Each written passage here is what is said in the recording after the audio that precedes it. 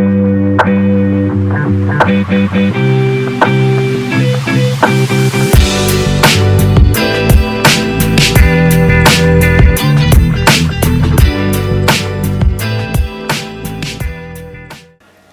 everyone at home, I'm your host from Umphememedia, and today we're having our guest Umphememedia, who's going to be telling us briefly about her organization, icebolakhe Youth in Action Foundation. Hello Umphememedia, how are you? Hi Nothando, ngiyaphila unjani? I'm well, thank you very much. Could you please tell our audiences at home more about icebolakhe? What is it about and how was the foundation founded?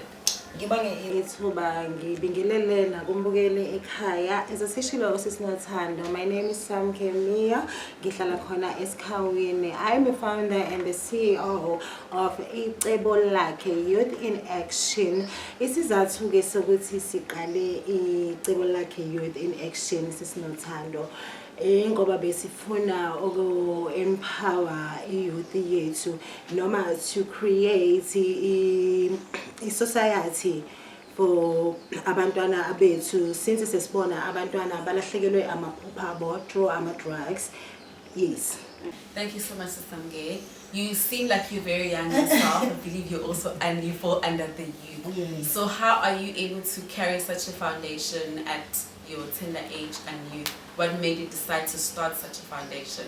I can say ngokholwa uNkulunkulu kuzoba khona izinto sesinothando ozongena kuzona empilweni noma ihibe la ozowakhona, but umuvuka lapho ngokweyami inkolelwe I believe ukuthi umgodi engiphoseke kuwo, it's my duty ukuthi ngivikele oza ngemva kwami ukuthi engasaphoseki khona.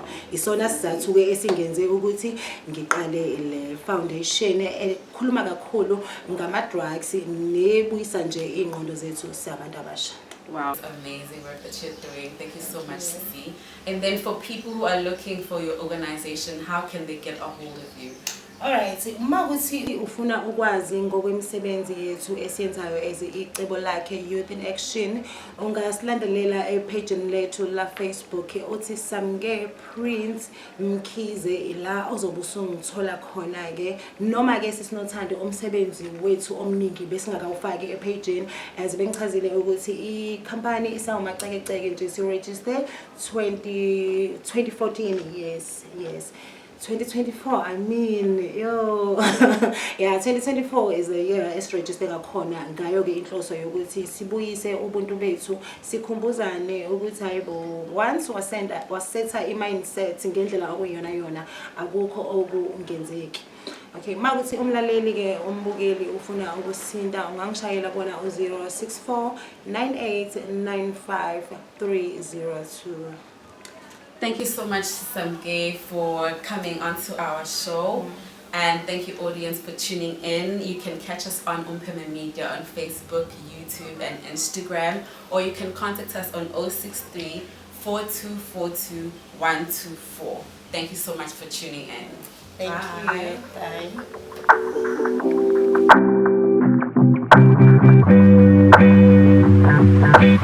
Bye.